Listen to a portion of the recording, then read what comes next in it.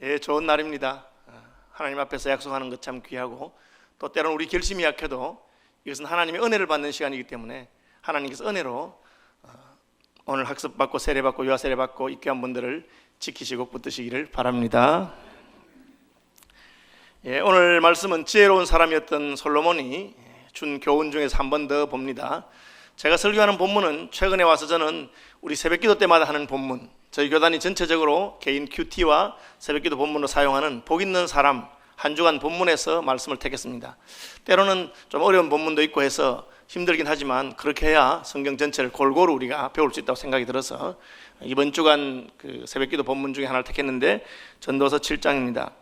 이 전도서 7장의 교훈은 오늘 세례받은 분들이나 학습받은 분들에게도 마찬가지겠지만 세상의 가치관이나 판단과는 다른 하나님의 가치관과 하나님의 판단을 따라서 우리가 살아야 한다는 것을 보여주고 있습니다.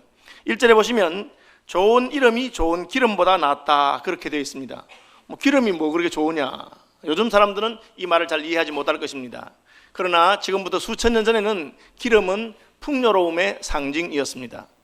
저희가 어릴 때만 해도 생전 기름기를 먹지 못해서 그냥 기름 한번 먹는 게 참 복되다, 얼굴에 기름기 흐른다, 그러면 참 건강하고 좋다 그렇게 했던 것 같습니다. 어쨌든 솔로몬 당시에 기름이 상징하는 것은 풍요로움을 상징하는 것이었습니다. 또한 기름 가운데는 향기로운 기름이 있습니다. 그것을 향수라 혹은 향유라고 하는 것인데 그것은 아주 값비싼 것입니다.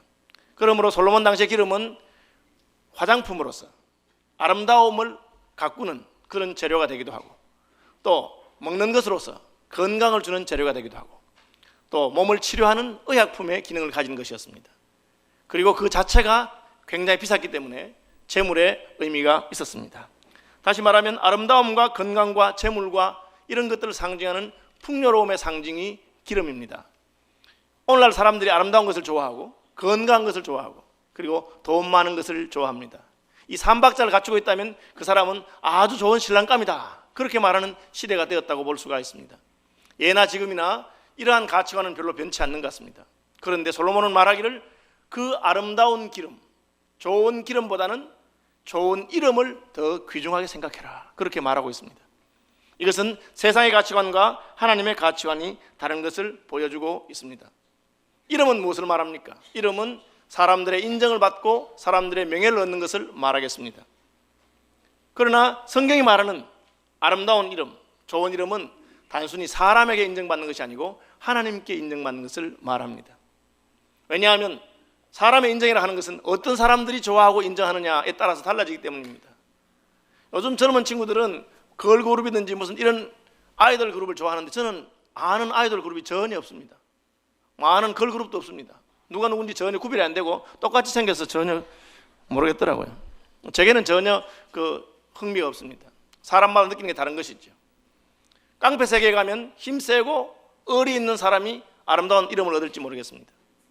그러므로 성경이 말하는 좋은 이름이라고 하는 것은 사람들이 말하는 것이나 어느 특정 그룹이 좋아하는 것을 말하는 것이 아니고 하나님께서 그 사람을 인정하는 것.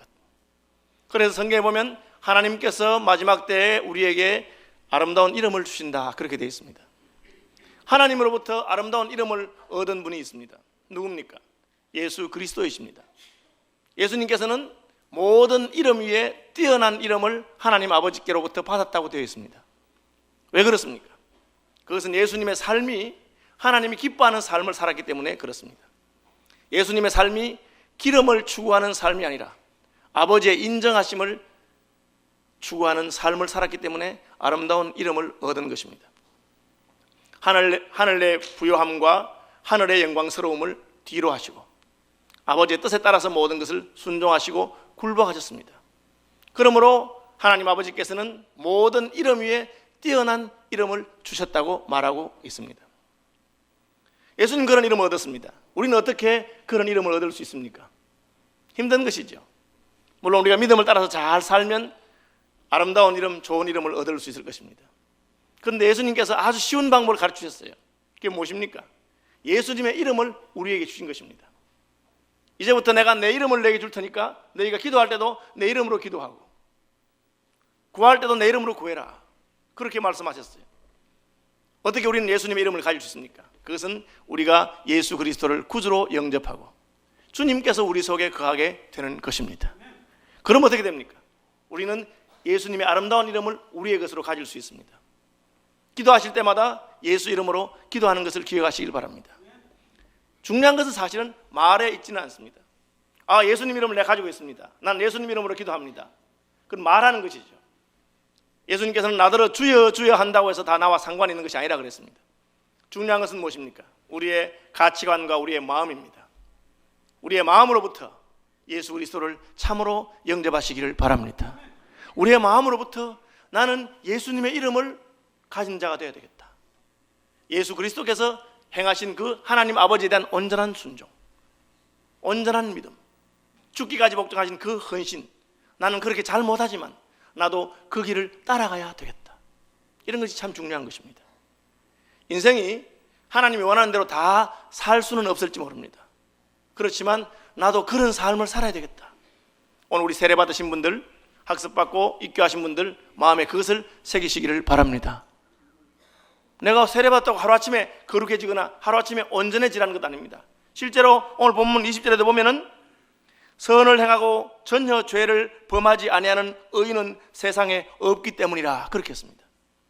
우리 중에 아무도 예수님처럼 하나님에게 인정받을 수 있는 그런 온전한 삶을 사는 사람은 있을 수 없을 것입니다. 그렇지만 우리는 아름다운 이름을 사모하여, 모든 이름 중에 가장 뛰어난 예수님의 이름을 사모하여 그 이름으로 일컫는 사람들이 될 수 있습니다. 그것이 바로 예수장이라고 하는 말의 의미입니다. 그것이 바로 그리스도인이라고 하는 말의 의미입니다. 그리스도인이 무엇입니까? 그리스도께서 사람 안에 계실 때 그 사람을 그리스도인이라고 하는 것입니다. 여러분, 예수 믿는 사람 되시기를 바랍니다. 그리스도인도 사시기를 바랍니다. 그게 뭘 말합니까?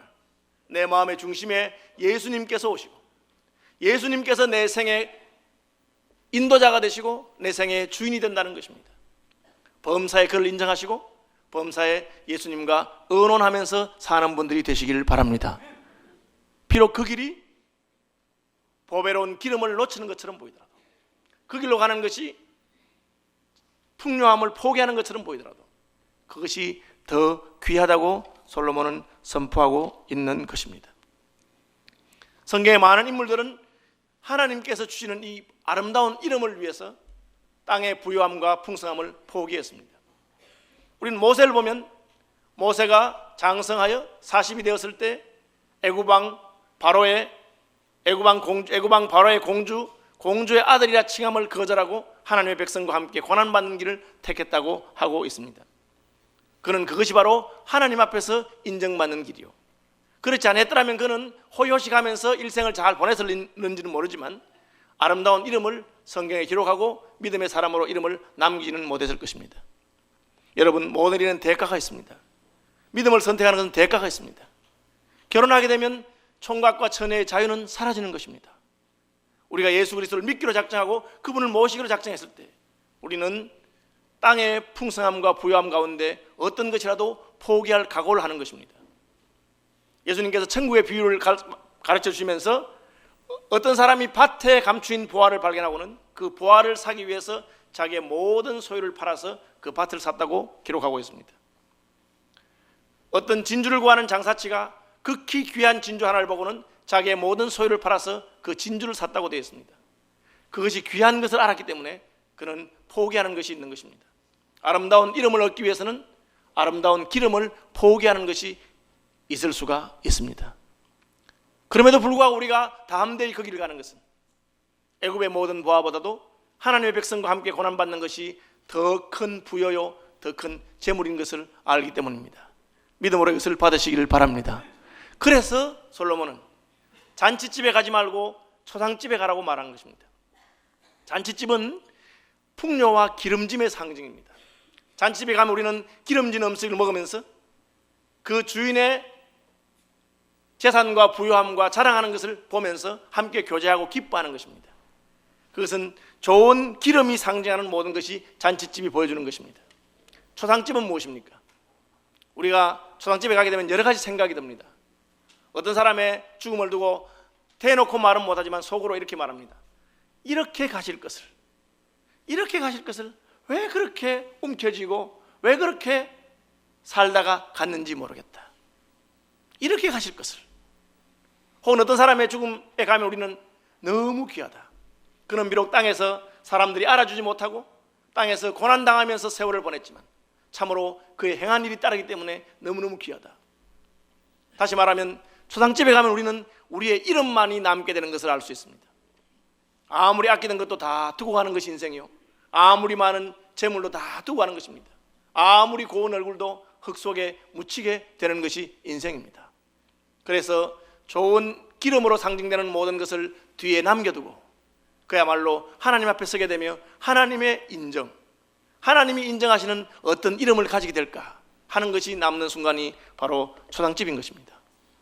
그래서 우리가 잔치집에 가는 것보다 초상집에 가는 것을 귀하게 여기는 것은 사실 우리의 일생은 하나님 앞에서 결판이 나고 하나님 앞에서 판단되기 때문에 그렇습니다. 그래서 오늘 본문에 보니까 모든 사람의 끝이 이와 같이 됨이라. 다 죽는다는 것이죠. 그리고 죽는 날의 판단해 보면 죽는 날에는 전혀 다른 평가가 내릴 수 있다는 것이죠. 그러므로 산 자는 이것을 그의 마음에 둘지어다, 그렇게 되어 있습니다. 살아있는 자가 죽는 날이 있다는 것을 기억하고 하나님 앞에서 어떠한 이름을 얻을 것인가를 생각하시기를 바랍니다. 하나님 여러분을 어떻게 평가하실 것입니까? 진짜 집사다, 스데반 집사님과 같이. 진짜 장로다, 요한 장로님과 같이. 진짜 주의 종이다, 디모데와 같이. 그렇게 평가하는 분들이 되시기를 바랍니다. 그 주님이 주시는 이름입니다. 아름다운 이름을 주신다고 하셨습니다. 그러나 어떤 사람들은 내 이름이 부끄럽구나, 내가 너를 이스라엘이라고 했으나 너는 여전히 야곱처럼 행동하고 있지 않는가, 그럴 수도 있을 것입니다. 그러므로 좋은 이름을 간직하기 위해서, 하나님께 좋은 이름을 받기 위해서 하나님 앞에서 여러분의 삶을 돌아보는 분들이 되시기를 바랍니다. 그것을 지혜라고 합니다. 그러기 위해서 초상집에 가시오. 모든 사람의 끝이 이와 같습니다. 그러기 위해서 산 자는 이것을 마음에 둘 것이라.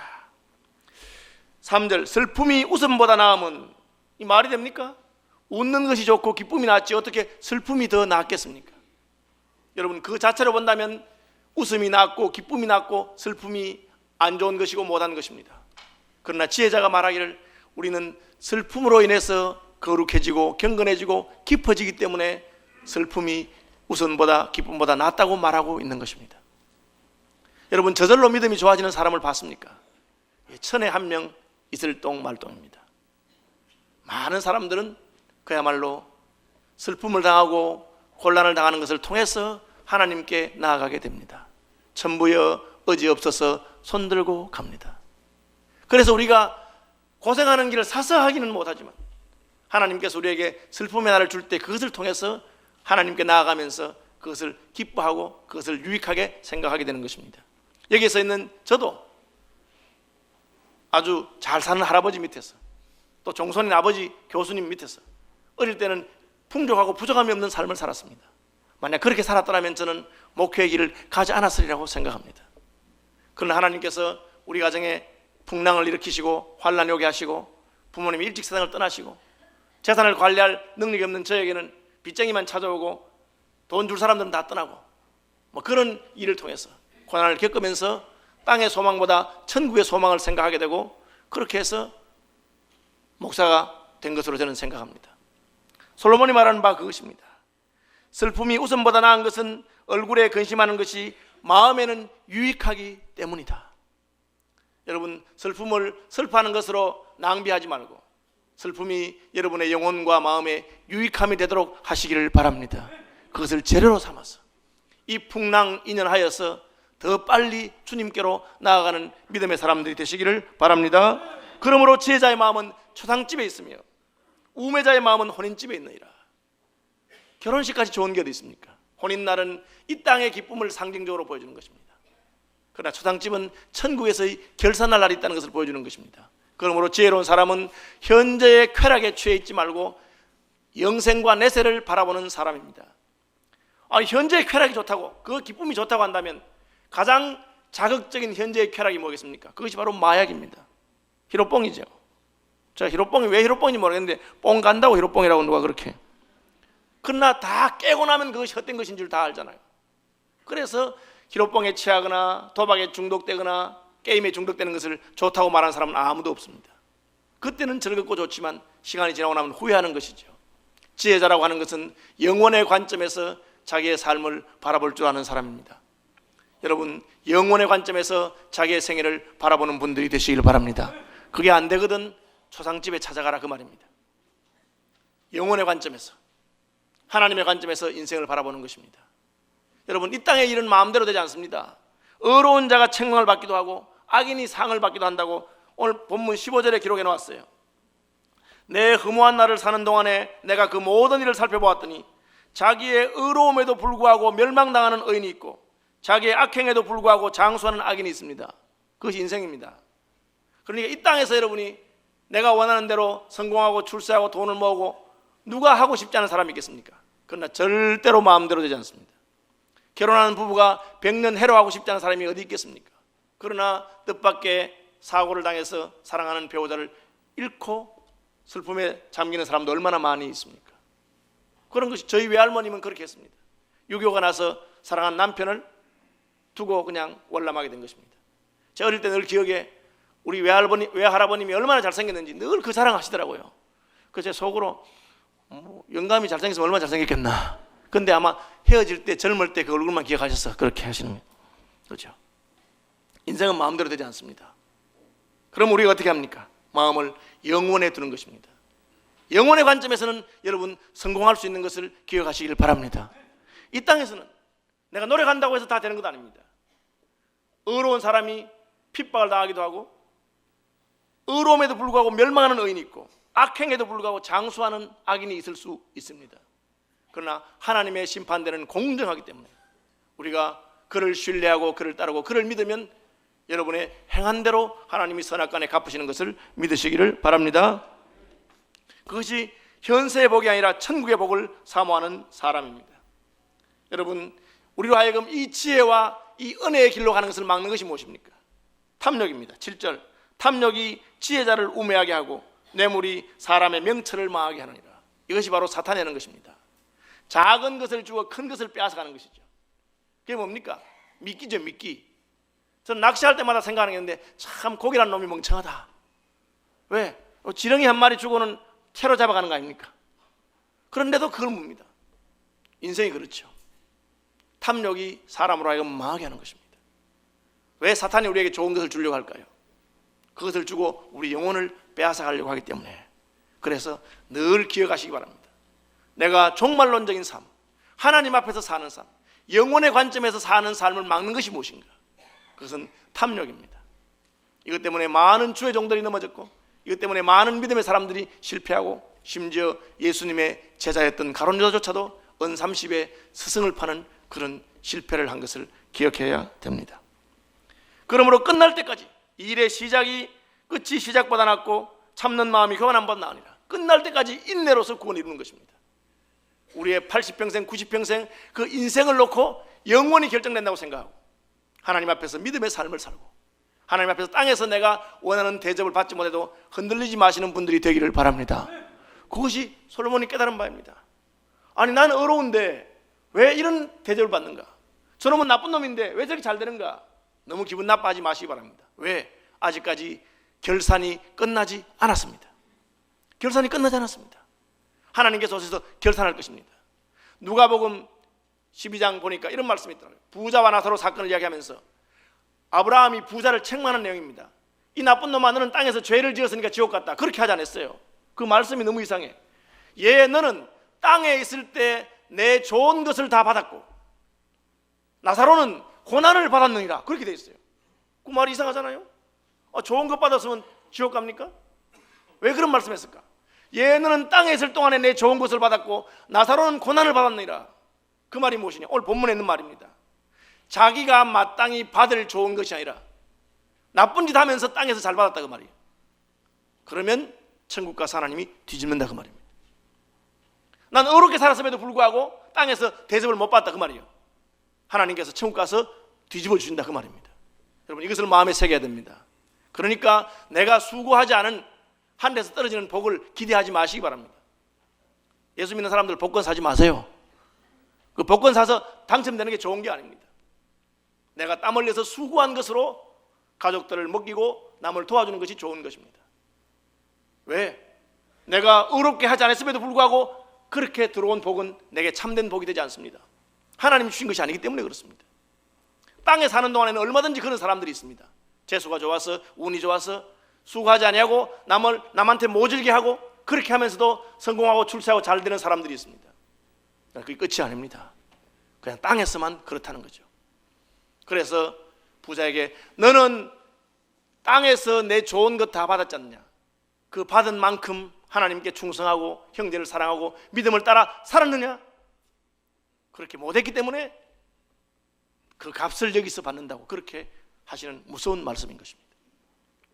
다윗이 자기 아들 압살롬에게 쫓기는데 시므이가 욕을 합니다. 다윗은 그런 욕을 먹을 만한 나쁜 짓 한 적이 없습니다. 부하들이 저놈이 임금님 앞에 무슨 말입니까? 말씀만 하시면 내가 칼로 죽이겠다고, 한 칼에 죽이겠다고 그렇게 하니까 그냥 둬라. 왜? 하나님이 듣고 계시지 않느냐? 하나님이 듣고 계시지 않느냐? 만약에 내가 이것 때문에 내 억울함이 있다면, 내가 마땅히 받지 않아야 될 고난을 받았다면 하나님이 보시고 언젠가는 신원해 주실 날이 있을 것이다. 그것이 다윗의 믿음이었습니다. 그래서 예수님께서 산상보훈에 을을 위하여 핍박을 받은 자는 복이 있나니 천국이 저희의 것임이라. 그 무슨 말입니까? 땅에서는 의로운 자가 핍박받는다고. 땅에서는 나쁜 놈이 잘 될 수도 있다. 물론 하나님께서 너무 악하면 그냥 두지 않습니다. 16절에 보시면 이런 말씀 있죠. 지나치게 악인이 되지도 말며 지나치게 우매한 자도 되지 말라. 어찌하여 기한 전에 죽으려고 하느냐. 하나님이 인생이 돌아가는 것 죄인들의 법칙에 따라 둡니다. 그러나 너무 악하고 너무 하나님을 대적하고 그럼 하나님이 직접 징계하실 수도 있고 소돔과 고모라처럼 때가 되기 전에 데려갈 수도 있다는 그 말씀이죠. 그러나 일반적으로는 땅에서 모든 것이 공의롭게 행해지지 않는 것처럼 보입니다. 그때 너무 낙심할 필요가 없습니다. 하나님의 심판대가 있기 때문에 그렇습니다. 16절 지나치게 의인 되지도 말며 지나치게 지혜도 되지 말라. 이 말도 이상한 말이에요. 악인이 되지 말란 말은 이해가 되는데 의인이 되지 말라 그 말이 무엇이냐? 그것은 우리가 참된 지혜를 깨달으면 인생이 겸손해집니다. 내가 의로운 줄 알았더니만 하나님 앞에서는 죄인이구나. 우매한 말로 이치를 그르치는 자가 누굽니까? 내가 티끌과 죄 가운데 회개합니다. 그 욥이 한 말입니다. 우스 땅에 의인이었고 그와 같은 의인이 없었습니다. 그런데 고난을 당했습니다. 너무 고난을 당하니까 하나님 왜 이래요? 내가 뭘 잘못했습니까? 막 이러니까 하나님이 나타나셔서 뭘? 그러니까 어머나 내가 다른 사람과 비교하면 그래도 어렵다고 생각했지만 하나님 앞에서는 내가 죄인이었구나. 다른 사람도 내가 남의 허물은 잘 보았지만 내 허물은 보지 못했구나. 내 눈에 들보는 보지 못하고 형제의 눈에 티만 보고 그걸 깨닫게 된 것입니다. 그래서 너무 어렵다 하지 말아라. 저는 어린 시절에는 범죄를 많이 했던 것 같아요. 아주 엄격한 신앙의 집안에 자랐으니까 믿음을 따라 살고 초등학교 때부터 새벽기도 다니고 그러니까 내가 믿음 좋고 어려운 줄 알았지. 그러니까 다른 사람들 보면 처음부터 정죄하고 비판하고 비난하고 그렇게 하는 것입니다. 하나님 보시기에 어떻습니까? 하나님 볼 때는 누더기와 같은 인생이, 벌레와 같은 인생이 그렇게 한 것입니다. 그렇게 하지 말아라. 그냥 남이 잘못하거든 옳지 않다고 말하고 형제 그렇게 하지 않는 게 좋겠다. 여러분은 얼마나 그렇게 하는지 몰라요. 좀 하나님이 인정하고 은혜 좀 받고 나면은 남들 보면 다 우습게 보이는 게 그 인생이에요. 너무 지나치게 의인이 되지 말지니라.